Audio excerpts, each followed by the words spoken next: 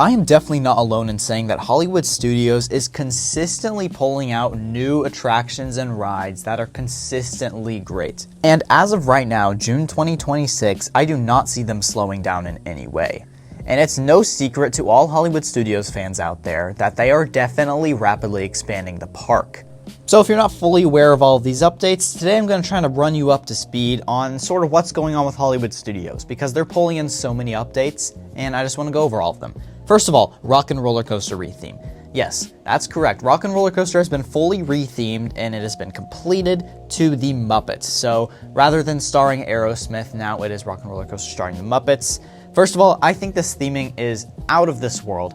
I have heard a lot of people they're a little bit upset about the Aerosmith theme going away. I personally view this as a step in the right direction for Hollywood Studios.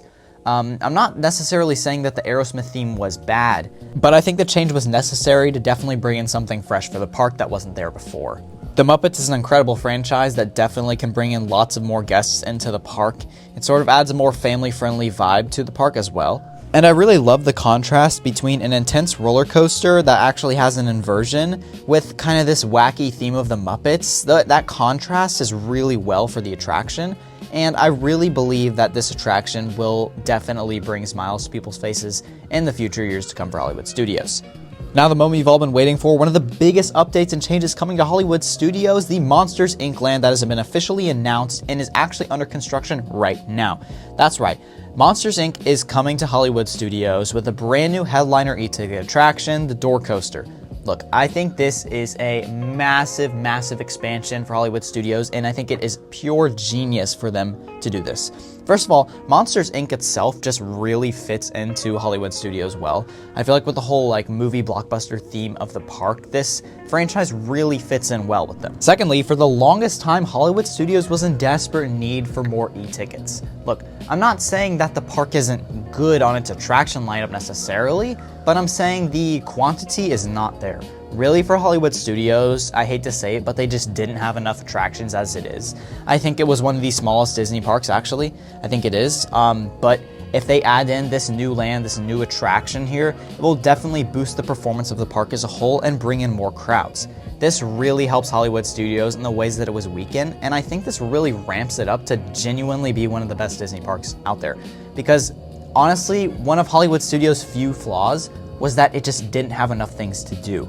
If you look at the concept art for the Monsters, Inc. land, you can definitely tell the theming is completely out of this world. Right, throws you into Monstropolis from the movies. I mean, it's just pure genius, and I feel like the Imagineers are going to do a great job on this land.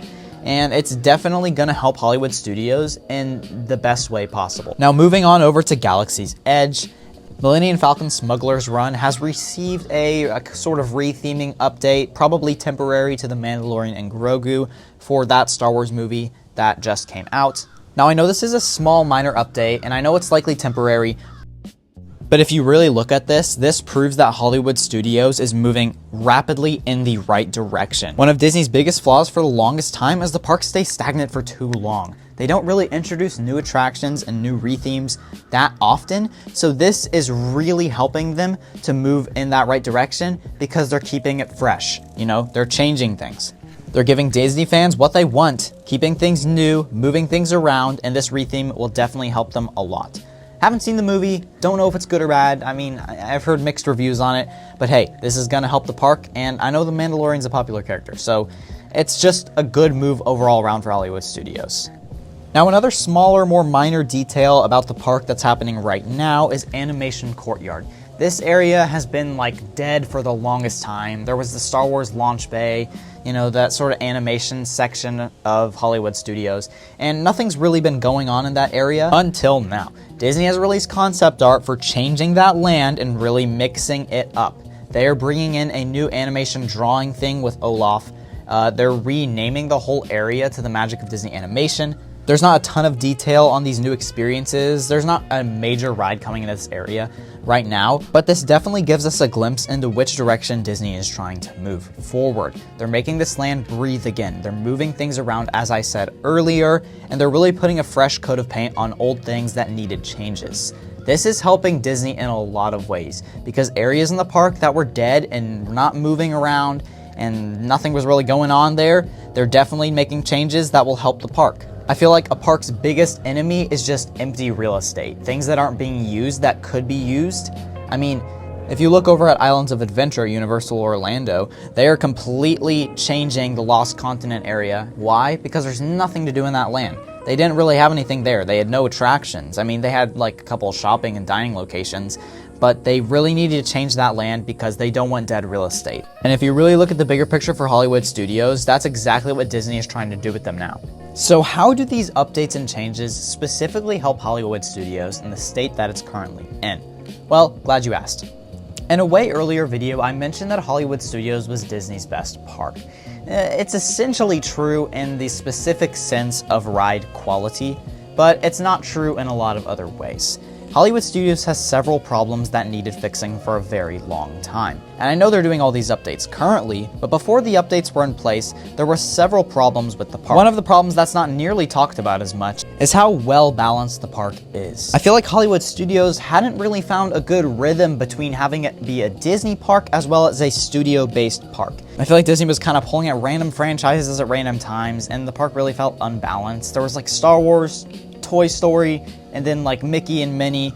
And I feel like families kind of struggle to bring in which age groups. Yeah, it's more for teens, I guess Hollywood Studios is, but then you have this entire area dedicated to kids, and it can get a little bit confusing. I feel like since Hollywood Studios is as small as it is, it really has to focus on one area to shine in, which it tried to do two things at once, and it kind of struggled in both areas at the same time. This is especially noticeable due to the fact that it only has like 4 or 5 main rides. I talked about this earlier in the video, but before these updates were really put in place, Hollywood Studios didn't really have enough things to do.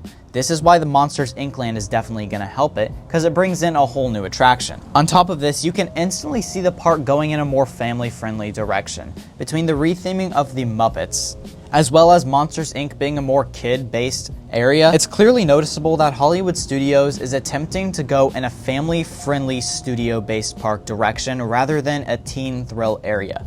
Now, I personally, I want Disney to be more teen-focused than it is. But of course, that's just my opinion. I think that Hollywood Studios is really trying to find a place where they can truly shine in, and having it more of a kid, family-friendly focused park, Disney can focus specifically on that area, and that they can really excel in that. Now, another massive problem that Hollywood Studios struggled with for the longest time was the crowds. Yes, as a small Disney park, Hollywood Studios was constantly one of the crowdest parks besides Magic Kingdom. There wasn't a whole lot of area, and there wasn't a whole lot of things to do. This is why the park expanding beyond its borders is helping it a lot. Due to the fact that Hollywood Studios is expanding, they have more crowd absorption. This to me, I feel like, is Disney trying to buff up the park to more crowds. This will definitely help with guest satisfaction with the park, because Hollywood Studios has been shining in so many areas besides this. Hollywood Studios needs to have better crowd absorption. This means more areas for people to walk around, less dead space.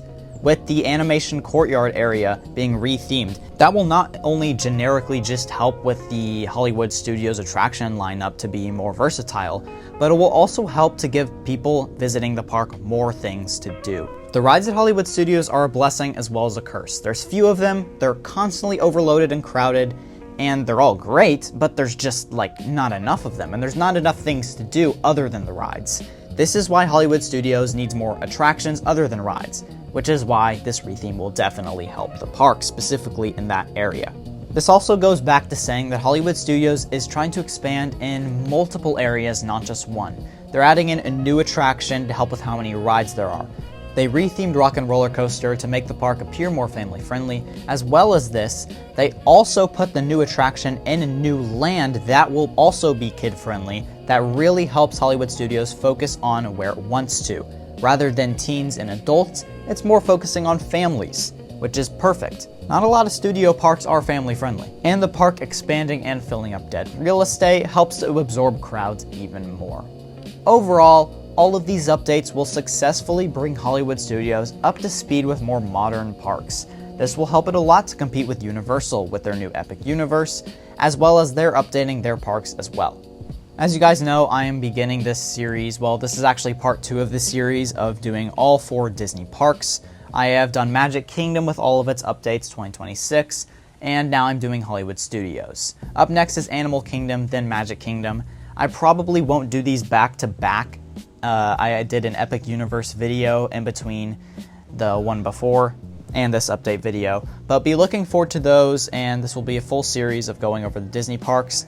Don't worry, Universal Studios and Islands of Adventure, I haven't forgotten about you. I'm going to do those updates in the future. Those are guaranteed videos to come out on this channel, and if you haven't already, please subscribe. I'm a very small park channel right now, hoping to grow eventually. Also, Carowinds video is coming soon.